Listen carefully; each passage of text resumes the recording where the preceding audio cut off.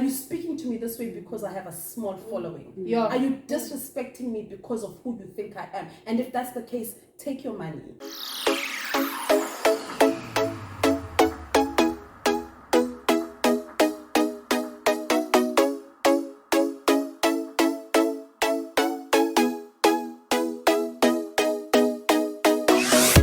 Hey guys, welcome back to my channel and thank you so much for joining me. If it is your first time here, and on this channel we chat about all things related to managing your money and adulting in general. So if that sounds like your type of vibe, please check out our other content, and if you like what you see, smash the subscribe button and become a member of the team.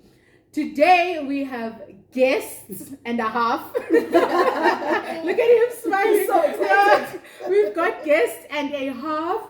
Guys, we haven't had conversations like in a long time, and I know that, but we're here now, and I've invited Unoltando and Mandy to speak about content creation and the money and actual industry and career in it. So that's what we're going to be chatting about today. Please quickly introduce yourselves. Hi guys, I'm Nolutando Kumalo. Panzanati for the returning son. Zani's in it. He's in it to win it. My name is Nolutando Kumalo, and I am a mommy and a wife. Okay, cool. And on this side, Hi guys, my name is Amanda Njangisa. I am a mom, but for the context of this video, I am a content creator. okay, cool. And for the context of this video, you are A PR professional. ooh, Fancy. very fancy. Zani, you are. I'm joking. Okay, let's start in the beginning. Do you guys, and we can start on this side, do you guys think that there is a difference between an influencer and a content creator? This is a personal view. For me, yes. I would regard myself as a content creator and not an influencer. Okay. Yeah. I don't think organically it has happened where I'll talk about something and people will say, oh, because you spoke about it, I bought it. Just like the roll-on I used was influenced by you. Yes, in that instant. But you weren't trying But to. I wasn't I was just saying, guys, this is what I'm using. But I regard myself more of a content creator than an influencer. I don't think that people take what I say. And you don't think it's the same thing? In a way it is, but I think we can separate it. Okay, Yeah. Agreed on this side? I don't think we can separate it. Okay. I think it's the same thing in terms of, you made a perfect example of using the role on it that influenced by you, but you weren't intentionally doing it. The reason why it's the same thing for me is because a person they don't always come back to say, I did this because of you. But also, if on your channel, you try to motivate people, right? You influence people to be advocates for deadbeats, don't to stand against them, and a lot of people have come out to say, I'm doing this because you showed me the way. So I think it's the same thing. Okay. I think it's the same thing. I would have also separated it, and I would have said it's different, and that's because I don't think I'm an influencer. I don't think I want to be an influencer. I just think I love it. I just think that influencing is a byproduct that happens, but it's not something I'm intentionally trying to do. But I do like creating content, and then that happens sometimes, but it's not like I'm trying to be on this side of life. But I can understand how it can be the same thing, or at least in the same WhatsApp group. Yeah. On that note, who do you guys think determines if you're an influencer or not? Do you think that I determine that I'm an influencer? Because there's a lot of noise in the space right now where somebody takes a video and they're like, I'm an influencer because I've got an Instagram profile or I've got a YouTube channel, and vice versa. So with the influencer part, do you think that it's following that determines, or is it you who decides? I think it can be both, where there's people that started like, I want to be in this space, and not starting, you know what, I want to share information and whatnot. I want to influence people. I want to be a content creator intentionally. There are people that decide, like you, for instance, I want to educate, and that comes with it, packed on that. Also, brands decide who's an influencer or not. The moment a brand starts approaching you, it means that they believe you can carry their story. Okay. And they believe you have a power to convince your own audience to buy or to use whatever they're using. And before brands approach you, if I'm just making my own videos and I've got my own Instagram profile, am I an influencer? I think so. In your own right, you are. Especially, I believe in small influencers. I'll tell you why. Because they're still authentic, and you're not in the noise yet. Okay. So you still put your heart and soul into it, and you're still honest because it's not paid for. So if you drink the wine, if you think it's trash, you blatantly say, this is trash, don't buy it. Whereas the bigger you get, now you're doing it for money. And now you're not as authentic as you were. You were paid to say this is good. Nobody tastes the hey, so that's what I'm saying. Okay. Yeah. Okay.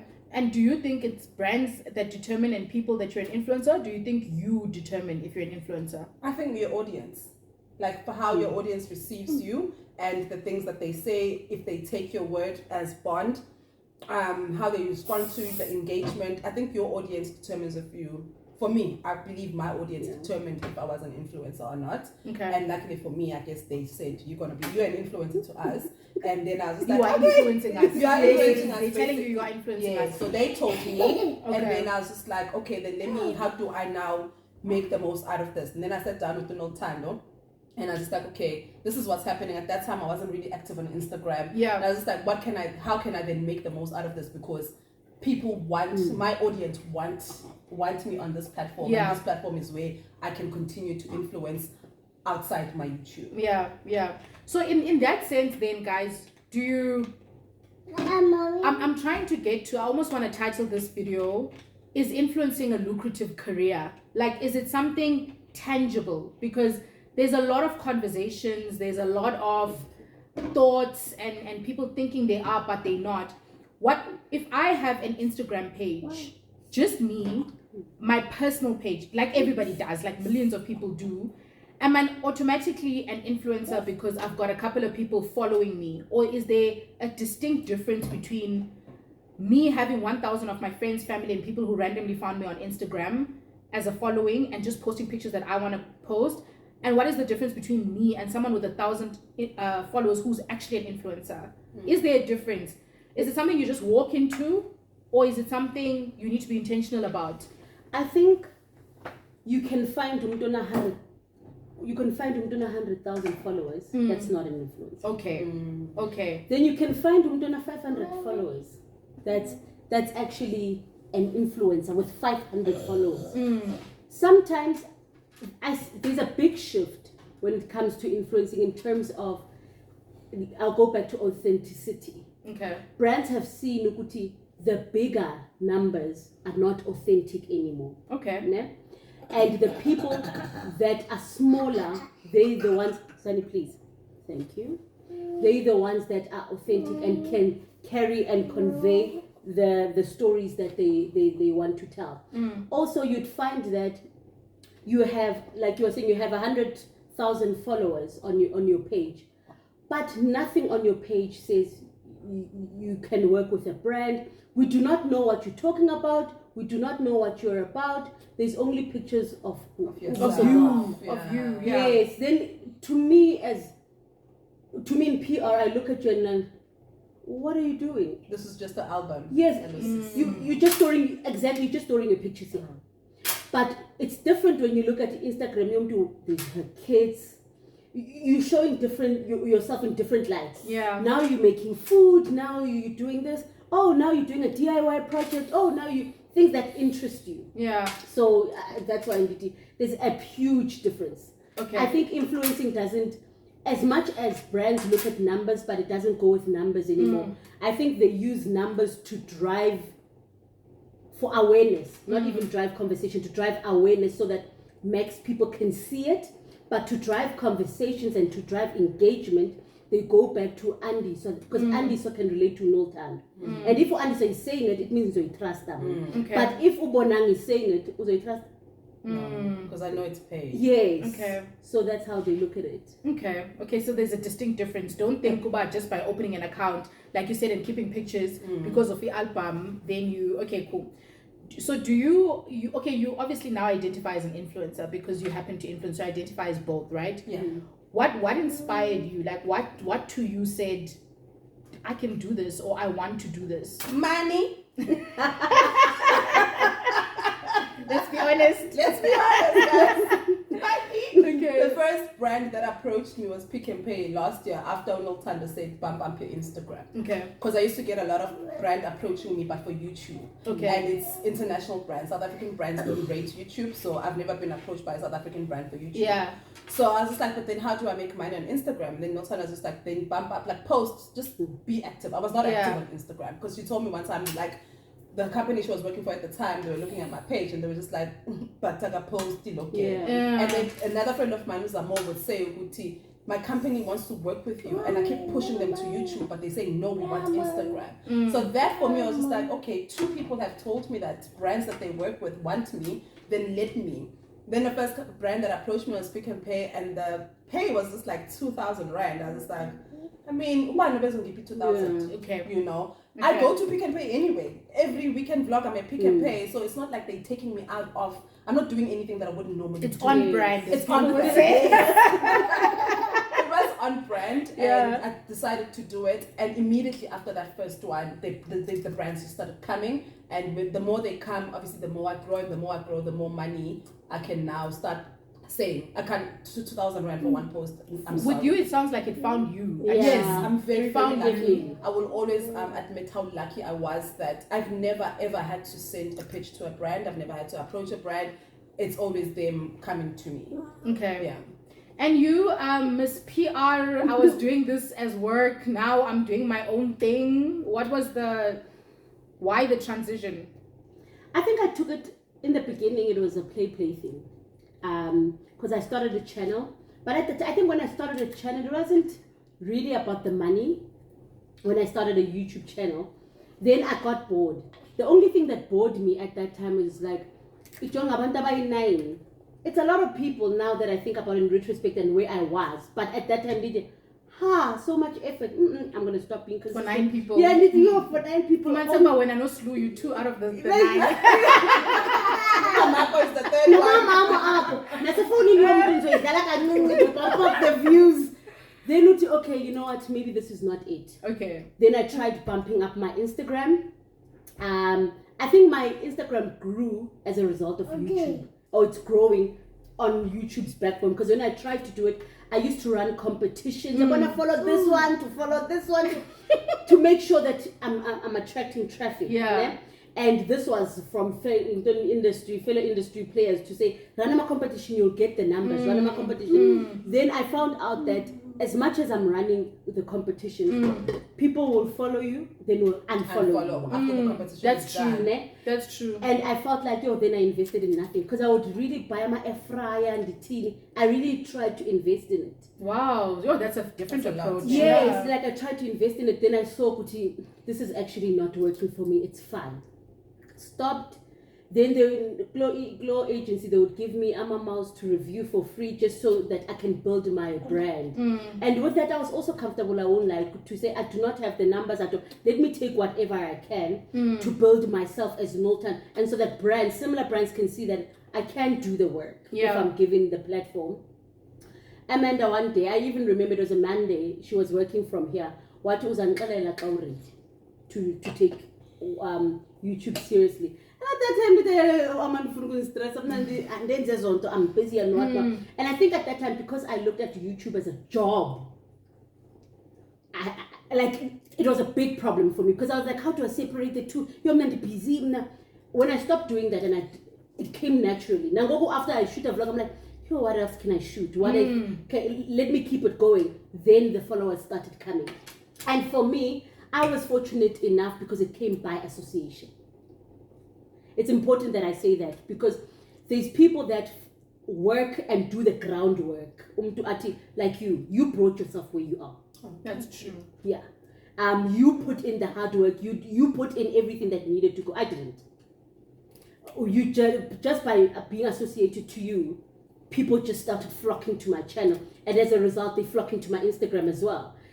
Then I even though that in their film and their team, it's not umsebenzi wam Then other time I was looking at my YouTube and I was looking at it, I'm averaging 1,000 views. It's a lot of people. It's a lot. And I thought, you're on an average about 9. And now this big don. Yeah. And blessing in disguise, I changed careers and now I'm no longer doing consumer PR.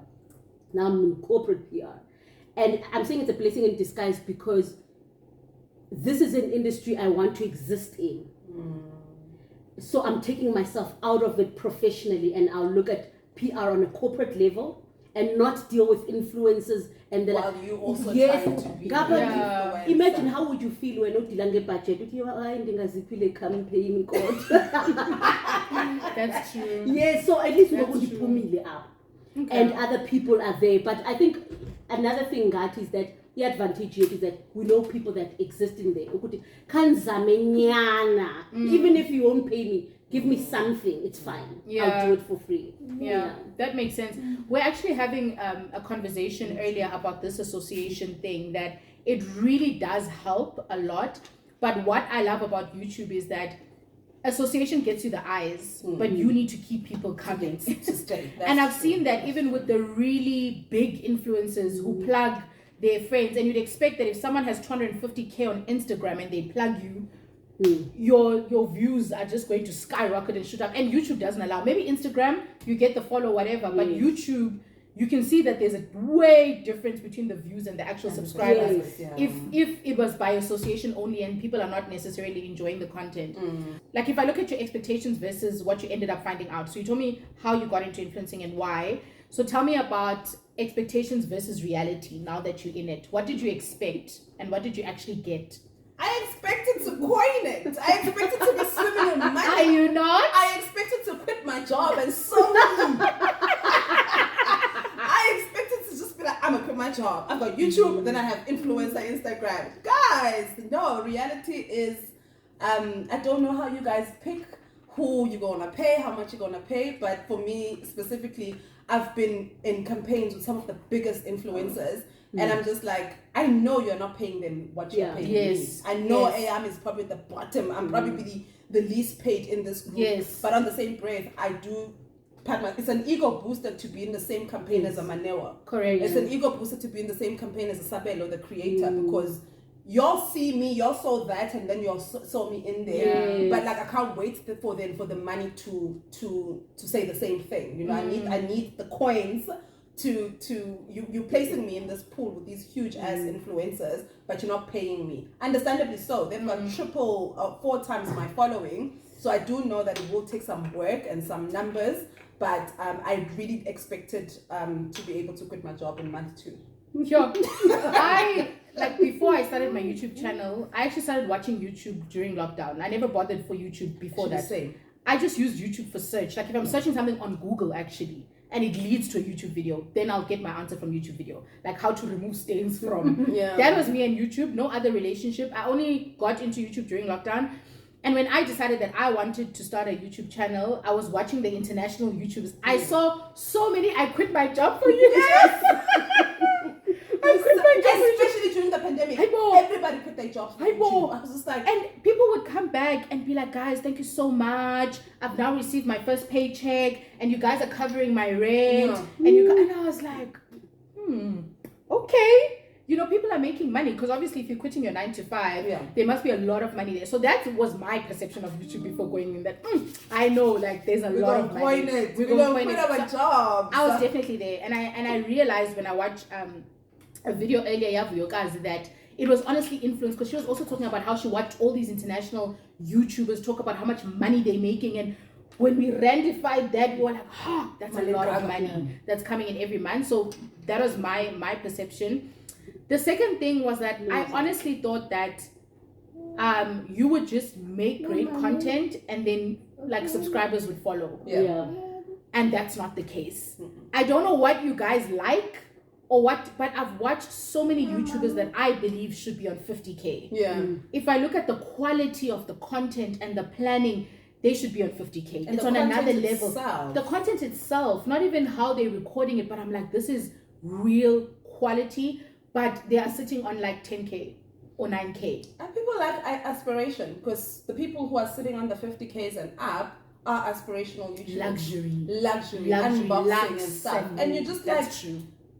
In South Africa, this is That's a 1 true. in 10, you know, Yeah. but people like aspiration. I worked for 2 of magazines who were very separate. Bona was down to earth, we're talking to the girl in the hood, Yeah. and this is who we're talking to. Yeah. Then I worked for True Love magazine, which was very at Bona. The fashion editor, Ayanda, my friend, would shop at Ackerman's, Pep, Mr. Price, at most Zara. True Love, when I was at True Love, we used to shop by appointment. David Clady, Country Road, whatever shop we were sourcing at was appointment. Zara was the cheapest shop we used to shop at. And for me, but True Love didn't sell as much as Bona. That's when I realized that people love the idea of aspiration, but at the end of the day, what was selling was Bona, because we were selling to the average South African woman, and in South Africa we are poor. So that's why for me, then I took it even with my content creation. I always get, oh, you're so relatable, and I'm like, it's because I'm poor. And majority of South Africans are there. Exactly, they are there. But then on the same breath, then you look at these YouTube numbers of the Lux girls, they sit on the 50Ks, the 100Ks, and you're just like, what is happening? Like, what is it that people want? Yes, the aspiration, but also the people that you are mentioning, I don't know if it's the same people I'm thinking about. There are people who do real content, real everyday South African women, but the numbers are just not. They're just not doing the things. They're just not doing the things. And you're just like, yeah. How are we not watching this person when she's our everyday life? I don't know, maybe you don't want to watch someone who reminds you of your reality. I was about to say that actually. Oh, sorry. No, you can go. Because it's good to see Amanda. Amanda is relatable. Sipua sonke. We understand what is siyavuka, siya hustler. But also, ndifuna ubona Nothando. Nothando is lax. Yeah. She makes everything easy. Akayazi mambara Ndifuna ubona also, it's an escape from reality. But is it sustainable? It's not. It's not, but I think I think that escape word, and you put it beautifully, because when I think about my content, right, I know that the financial literacy levels in this country are bottom level. I know that a lot of people struggle to manage their money and actually afford that luxury lifestyle that they see on that content. And in order to do that, you not only need to be making enough money, but managing it well to get there. But people don't want to hear the how. Yeah, some of your videos I skip. They don't want to hear the how. Like, oh my God, even my own friends. I'm like, skip. I like trigger. Because I don't want, and it's that whole, I don't want to face the reality. I know I need to save. I know I'm spending too much. I know I should pay off my credit card, but I don't want to hear it. But I want to hear, how do I get the bag? And the thing is, actually, people want to get the bag. They don't want to hear how you get to the bag. So I think it's a reality split. Probably that's the biggest reason. People want to use social media as an escape. And if you're reminding them of their reality and where they are, it's like, do I really want to watch that? I'd rather live it. And then imagine that I'm that person, even though I'm not necessarily there. So what have you guys enjoyed the most about, so we spoke about, we thought there was money, but there's actually no money. We thought you'd grow if you were relatable, but you actually don't. It's the Lux people. So what's right? What have you enjoyed the most? For me, I started my channel as a venting space to talk about deadbeats and I didn't care who was watching at that time. I didn't care who was hearing me because I was silent for a very long time. And what I've enjoyed the most is seeing so many, like the amount of DMs that I get from people saying that I've gone to court because of you. Yeah. It's just that it's the ROI in my channel for me. It's these women. And that's why I started it. But if you want to, I didn't have anyone telling me step by step on how to do maintenance stuff. And now I was just like, if you want to, here's a step by step. And whether it's 1 woman or 10 women, but the fact that I have people in my inbox saying, oh, because of your videos, I've had the courage. Number 1. Number 2, another thing that I enjoy the most is making a visual library diary album for my children, especially the young one. Unfortunately, with the eldest, by the time I was on YouTube, she was already old enough to take her own pictures and make her own visual library. But the young one, Milani, has been on my channel since she was a year. and she's 3 now. Yeah, When we've she's watched 16, Millie Mills we've grow. watched her grow. Yeah. When she's 16, she'll see this. Even with Alwande, when she's 20, she'll see herself as a teenager. So whether I'm still here or not, especially for the time when I'm not here anymore, it's the fact that my children have a reference of this is how life was. This is how my mother tried. This is what my mother did. They won't just hear, oh, your mother was this person. They'll be able to see and refer. So because of that, because of the women that come to my inbox, and because of watching, literally I was watching a video of this time last year, I was just like, Milani looks completely different. That for me has been the upside of content. Your biggest creation. highlight. Yeah. Okay. And you, what has been the best thing? Money. I love this. This mention of money. It's because, yes, sometimes, see, it's not a lot. Ne? But to me, I look at it, no one would have given me this money. That's true. It's part of my hard-earned money. I put in the work, le mali easy. And I think my highlight also has been growth. Has been growth, because I remember beginning of this year, I had told myself, go vision board that I just want 2,000 subscribers for the year. And the reason why I benchmarked at 2,000 is because I know how hard it is to grow on YouTube. Yeah. It's not as easy as people make it seem true. as it is. If you post a video with quality, people are coming. It's not like that. And I was telling Mandy sometime last week, I'm not even going to take it higher. It's fine. I wanted 2,000 for this year. I got more than 2,000. And for this year, it's fine. I'm fine. I'll revisit it next year, at the end of this year or next year. What does it look like, what not. But to me, it has been my highlight. For Mumto Velabantuna by 9, guys. Yes. Because I think, I see other channels and I watch them. Yeah. Because I know how it feels. And I comment, oh wow, you're doing this, just to motivate the next person. Now Uzo Bob, now Uzo right. So that has been the money and the subscribers and the views. You're Linzani, And now Baba Zogzama. The biggest highlight for me has been the exposure. And that's what I want people to also think about when it comes to YouTube. That even if you don't have the views and the subscribers, you never know who's watching. Oof, that is so important. You never know who's watching. And I've gotten writing work. Wow. I've gotten speaking engagements, and I've gotten MC gigs, purely because someone saw me and the way that I speak and the topics that I touch on. So it's not. So I was making money on YouTube before I got monetized. When I would watch videos of how much people got on AdSense, I'd be like, but that's like a quarter of what I got on that speech engagement. So don't also be super obsessed about only that. And secondly, it's relationships. Yeah. The video I did with you. Mandy has connected me with someone whom I wrote articles for, more than one, and that's exposure, because that magazine then reaches thousands of people, and another editor sees it, and you get, so exposure for me has been the biggest thing. And the second thing is relationships.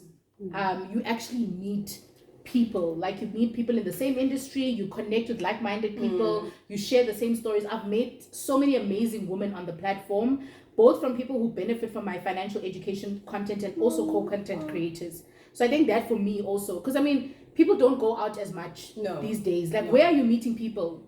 If it's not on Tinder for a relationship, where are you meeting other people? Like-minded women. Outside of social media, where would you meet like-minded people? So that's been a big highlight for me. So it's definitely worth it, guys. I think the money part we need to navigate and make better, but there's other highlights as well. And then, what do you enjoy the least? What have you enjoyed the least about this journey? YouTube, I love everything about YouTube. Instagram and campaigns and stuff, I do not like dealing with the no-tanders of people. Brand managers, campaign managers, those people are not the best. Not the nicest, There's one I even fought with, and I said to her, are you speaking to me this way because I have a small following? Yeah. Are you disrespecting me because of who you think I am? And if that's the case, take your money. Take your money. If it wasn't for Noltan, I would have sent that money back. And Noltan was just like, no, calm down. Even that lady, she didn't. Because I was like, give me your banking details and I'll send you your money back. Because they had paid me half. and she just ignored me and kept it moving. But after that, we had a nice relationship because now I think she knows not to go step there. on me. And I others. think, and hopefully others. And hopefully others as I well. don't think so. Oh, she's still gonna step on the She's others. still gonna step on the others. I think for me, it's just the one thing I do not like about it is just dealing with campaign managers who think that they're doing me a favor by putting me on this campaign. Yeah. And forgetting that I know an old time who's gonna tell me, Uti, it's not the campaign manager, the client wanted you. Yeah. So I'm here because the client wanted me, not because you are doing me a favor. So that for me, if I would get the campaigns without having to speak to Noltando, it would be great. I don't know if you could go directly to the client, like if you could probably communicate, the if there was a respect way. would be a bit better. Like there's a campaign, a recent campaign that I did, and then I happened to vent about the situation on my YouTube channel. And the client watches my YouTube channel. She sends me a text. She says, "You're not talking about this brand," and because at that time I was doing 3 brands. My Instagram was I was busy with 3 brands, so she wasn't sure which brand I was talking about. She says she sends me a WhatsApp because we have each other's numbers, and she said, "You're not talking about this name." I'm like, "I am." She's like, "I'm the client." I was just like, "Wow." Let me tell you. So yes, it would be nice to go directly to the clients because they picked me, which means they have a certain level of respect. Unlike the campaign manager who thinks that I should be grateful that I was picked. Yeah. Okay, wow. Can we remember as well, Kuti, we all have bad days. Maybe she was having a bad day. And Nama clients put so much pressure on us because sometimes deliverables change. Amanda must post the strawberry. Then she'll call you now to say, no, Amanda must post the banana. And because now I'm expected to do miracles, maybe my delivery is wrong. Your job and what you do with your client has got nothing to do with me. 100%. That's why maybe she was having. No, she had a bad campaign month. We had that campaign for a month. And it wasn't one instance. No. She spoke about the instance before this. So I think it was multiple days and times where the communication a one-time thing wouldn't be an issue for me. I always say to you, please do not let her demotivate you from doing. There's money on Instagram, guys. There's hectic money on Instagram. YouTube doesn't even scratch the surface. Once you've built your brand, once you have the numbers, once you've built your brand, once you have the numbers, up his way. I've seen budgets, guys, of influencers I know.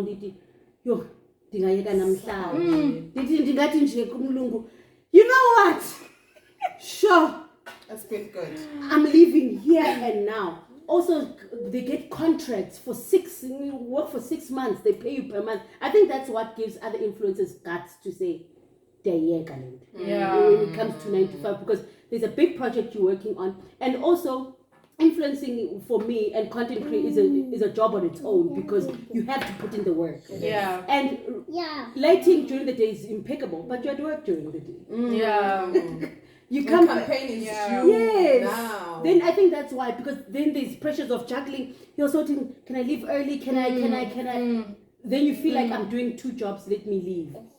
But there's hectic money. Once your footing is there, then I'm going to go back to the question Andisa asked in the beginning. Is it lucrative? Is it sustainable? No. So if I quit my job, I must just make sure that for the next year while I'm still hot. And what happens when I'm not hot anymore? I think the biggest mistake that the girlies make is deciding to quit your job. I'll be open and saying, I would never quit my job. My job is given. I get this amount at it. Whether I'm sick, whether I don't come on Monday, whether it's you coming. Don't have to chase whether you're not in the mood, you are in the mood. Yes. Yeah. On the other hand, content creating, you're chasing. And because now you're making it your main hustle, you need to chase brands now. They're not chasing you anymore. Yeah. That's where as PR people, we get it, don't twist it. Because I can speak to Andiswa this way. Andiswa needs me, and I know you need me because I heard you quit your job, for example. And I know if I dangle a 30K campaign, you will want take it. That's your rent. A salary. Yeah. Also, maybe that's your rent. Because that's your bills, Yeah. And I know no one can tell nawe kanja. Oksalayo. Sure. Oksalayo. You will deliver. Where are you 30K? No, I wouldn't. No, you wouldn't. Also knowing Kuti, this is my only income. I need this. Yes. That's why you add our but if you can, when you go to events, speak directly. Like when you have one network, ask for the marketing person. Just ask, who's the marketing person here? Just have an informal chat. I want to, because also remember when you work with us, there's a budget that comes to us, meaning because they need to keep some. They also need to factor in. Yes, not it's our word. Yeah. We're gonna be working with you, and directly if you're saying to a Simba, I have a child. My child is 3 and would like to do some work with you directly. Then you'd be working with the social media team that would boost your content. Meaning, straight is Simba. And what I've seen is that brands are leaning more to do that. So we've seen a trend in brands going straight to the influencer. And if brands come to you, there's more money. Hence, I'm saying if you network, please, the marketing people, ask good marketing, even the social media people, have you seen my page? This is me. This is what I'm about. Can I send you something? It doesn't have to be. When you speak to people who pitch yourself to a brand, people who are thinking a deck of 50 slides. It's not. It's a brief synopsis. I'm a mommy. I have 2 kids. I'm a single mother. I'm trying to make ends meet, and this is where I am. Even now that I'm saying it, even Andiso, because they tap into different markets. If you think about it, they tap into a market as Chatileo with holistic families. It works for everyone. We appeal to everyone. Yeah, but sometimes brands don't find you if you don't go to them. That's true. Yeah, and I don't think that putting yourself out there comes naturally to everyone. So if I think of me, for example, one of the things that I enjoyed the least about this whole YouTube thing is having to put yourself out there. Like, you need to create networks, you need to ask people to subscribe, you need to ask them to like, then you must ask them to watch the ads. Thank you. Waibeka, Amanda, like exactly the way I would have said it. Like, guys, and that's not my strongest quality. Actually, I don't even know if I have it as a quality. And I think for me, that's the biggest gripe on this platform, is the fact that after you've put in all that work, then you must watch. Then after they watch, you must want them to watch the ads. Then they must subscribe. And then they must, and it's a continuous thing. It's not like you do it once and then people just do it. That's probably my least favorite thing when it comes to that. What is your least favorite part of the YouTube journey? I'll say money, and I'll tell you why I need money. I like the money because no one would have given me that money. I was about to say that was your most... No, I'll tell you it's both, because I sit at the back and I know the potential that I could be reaching. You see the budget. Yeah, nobody. You hear about Amanda, you hear other people. How much did I make on my first month on YouTube? 25K. 25K? And you can't record. Like, you sit down and think to yourself, I'm not at the court. Like, do you think I need But also, you're like, okay, I'm grateful for what I have, but can I just... Even if consistently, money, that's important, consistently. Not once off. But don't you think that's because of how unregulated this industry is? I personally feel like it is, because in my line of work, I don't necessarily work a lot with influencers, but obviously I'm in meetings where there's invoices for influencers. And I always try to, because I'm a science, maths person, I always try to make the connection. It's okay, if Amanda got X and she's here, then Tando would get Y, because and it doesn't math. It doesn't math. That's I'm why trying to make it math, and it doesn't math. That's why I was even saying earlier. Then you push back to the campaign manager. Yeah. But for this money, I'm willing to do this. But you need knowledge to push back. 100%. How do you know when to push back and when you're being greedy? And also, yes, I was about to say that.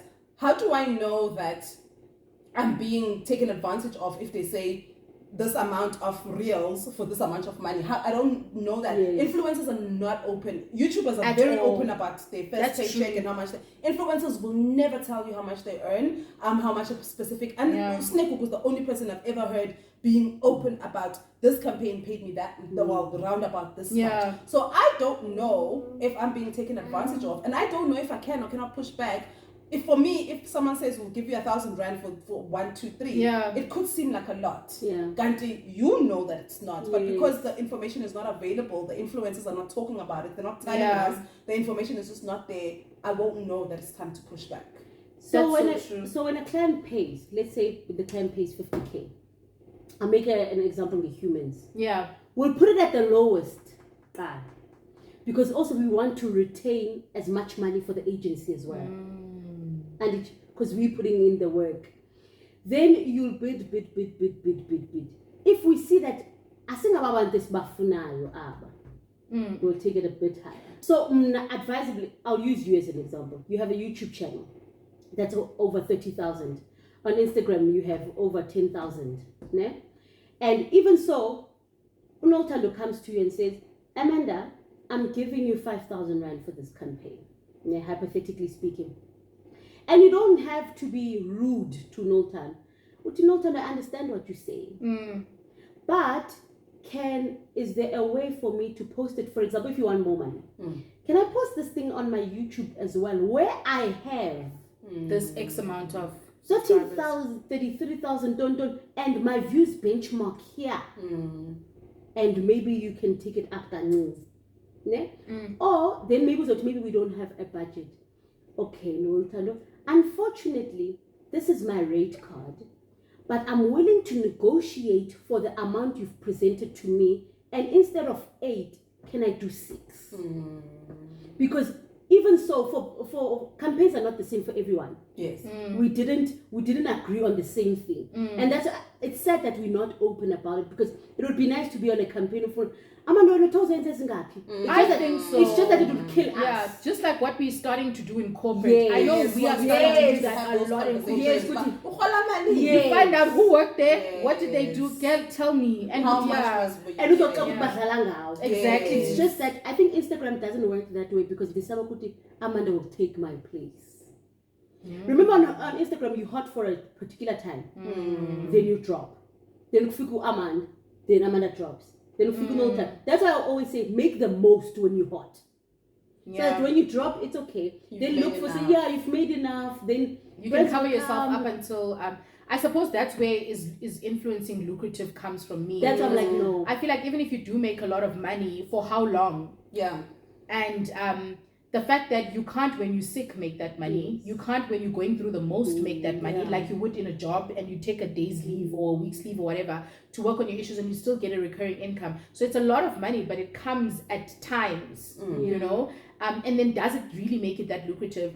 And also for me, the big money items that I've seen, or big ticket money items, are the influencers who, honestly, when I go back, they've been in the game. Like, 10 years they've strong, 10 years strong, they've been in the game, and now they're at a specific level where the equipment and the quality is of another level. So I suppose it makes sense.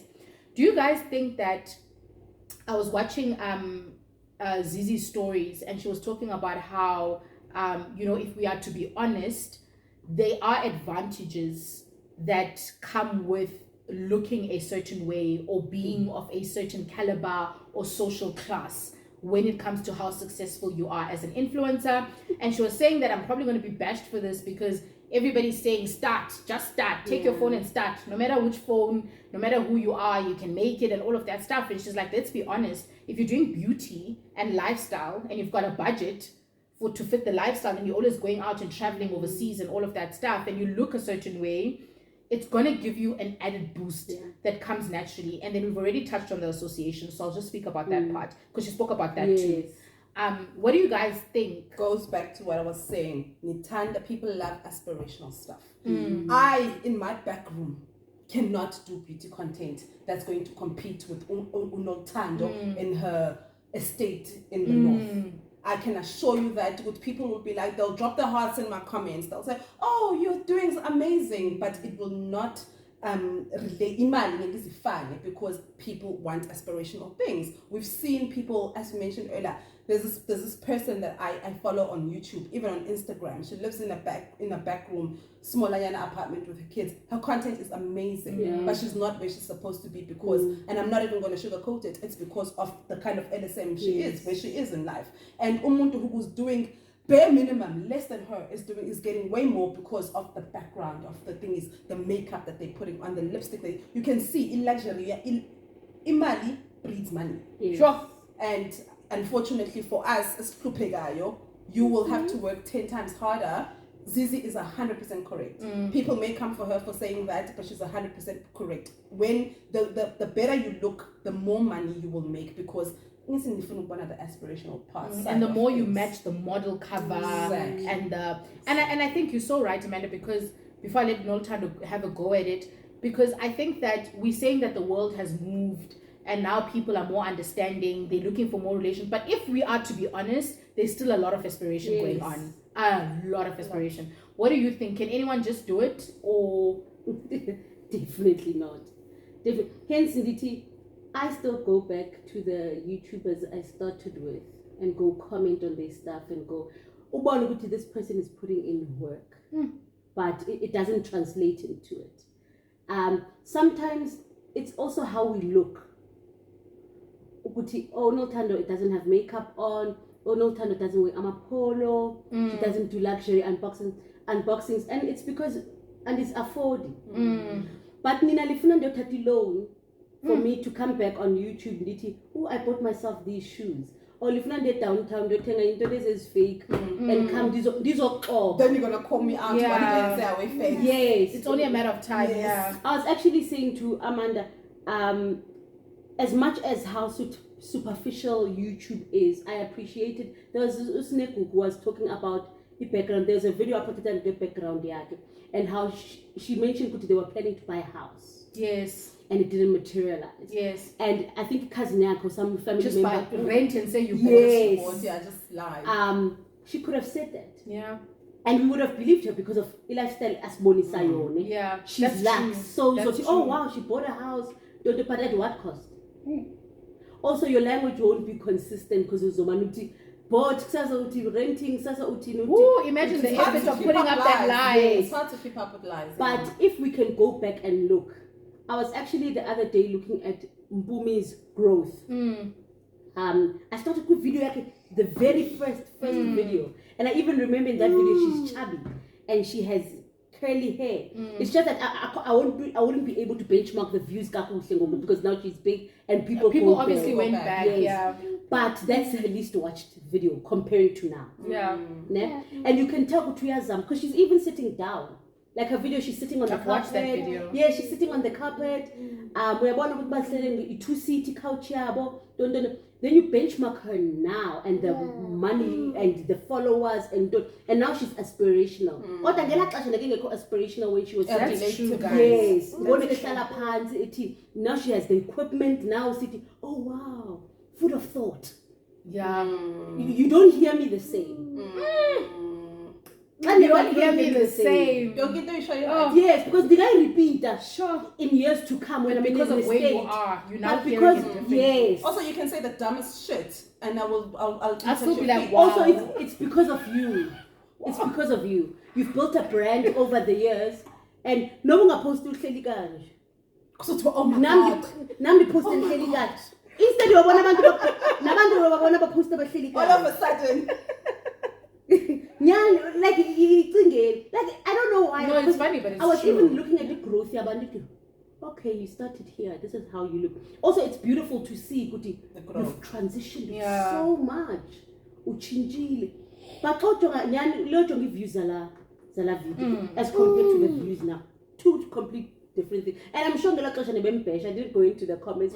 What are you doing? You are aware now. Now she's perfect. Now she's fixed. Now everybody loves her. She's fixed according to his standard. Yes. Now go right. Yeah. But go because she appeals. Yeah. To market. Now I'm skinny. Perfect teeth. Perfect hair. Makeup all the time. I speak a certain way. I carry myself a certain way. Now I get food of thought. Hi, food of thought. Oh, definitely food of thought. To answer the question, guys, as we come to an end, is influencing a lucrative career? Personally, I'll go first. I feel like all the videos that I watched that said I quit my job and I'm going to live my best life, Personally, I think that if you've been able to make a success of it, great. But when I look at the amount of effort and time and what you ultimately receive and how long and how much money it actually takes in you getting there, I think it's a bit shaky on my side.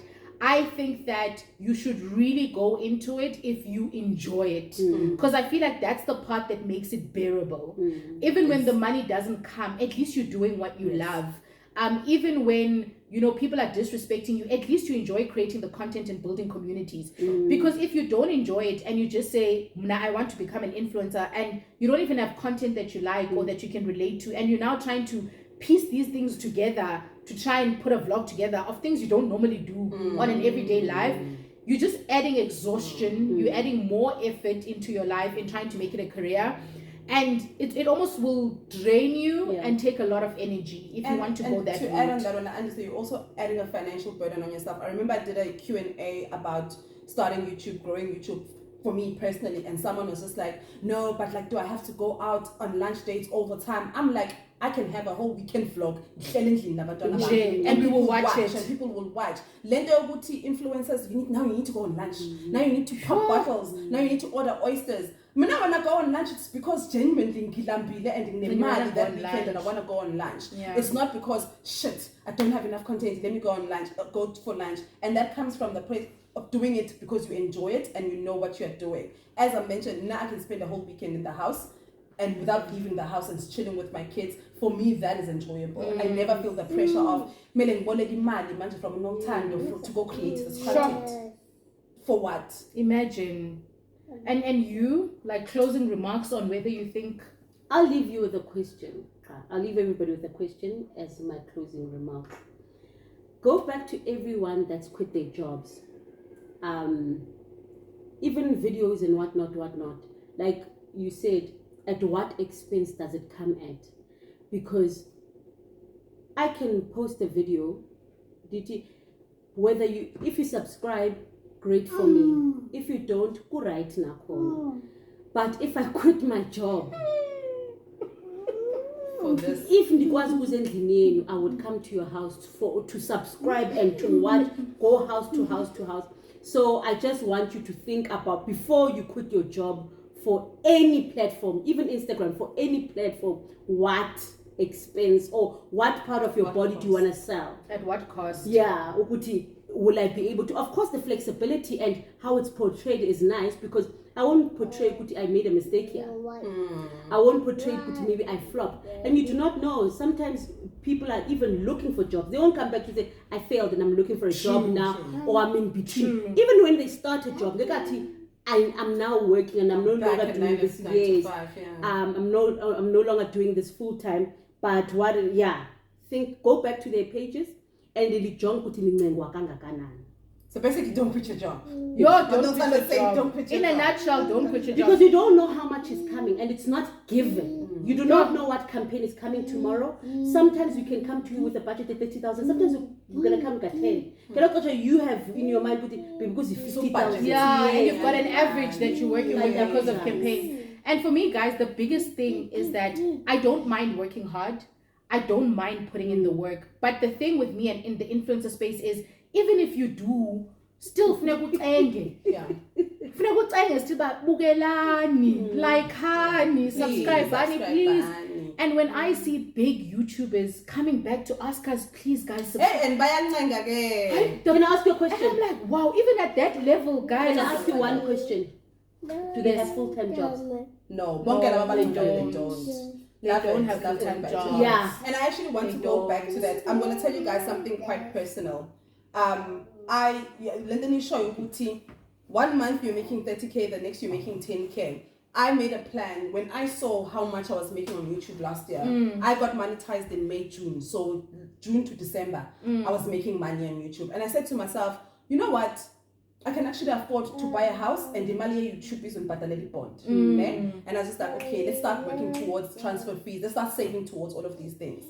January, we're in July now. January to May, Bekuthi nisangane YouTube the money I was making. Yeah. It was half of what I was making last year. Last year, guys, I was posting one video a week. But you were videos a making month. so much. But I was making so much. And this year, if I'm making that much from one video a week, how about I make 2 to 3 a week? Now I do 2 to 3 videos a week, but the money is way less. Now in my head, I'm thinking, what if I took that commitment of buying a house, thinking why YouTube is a You see the and dependency. that's the influencer work. That's what you guys are coming in. Only to realize now, Uguti, it just seems it's a YouTube thing. Now that it's June, then I've learned my lesson. Okay, YouTube between June and December. Yeah. Between January and May, man. But that took, and it was a lesson for me. But now let's say I quit my job, or let's say I actually bought the house and I said YouTube was going to pay for it. That's influencer work in the way.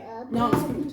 Now I'm screwed because I can't afford this house. As you guys are saying, Guti, I'm with an alternative, but that's don't quit your job. Like, because as you're saying, 1 month you're making this, the next you're making this. Imagine Nami, if I did that thing of quitting off buying this house, Nami, I would be on YouTube begging people to watch my ads, 100%. begging people to subscribe. 100%. And I'm like, Andy, so I'm not a spirit so I will never come on YouTube and beg you guys to watch my ads. Like, watch if you watch, you know. But now, now I have to humble myself and come and beg people because now I made a financial decision to depend on something that is clearly not lucrative. Sure. Guys, with that said, thank you so much for listening into this conversation. I, for one, learned a lot and I really enjoyed it. Thank you so much for being willing to share, ladies. And on that note of guys, please watch the ad, subscribe, like, Bye, guys.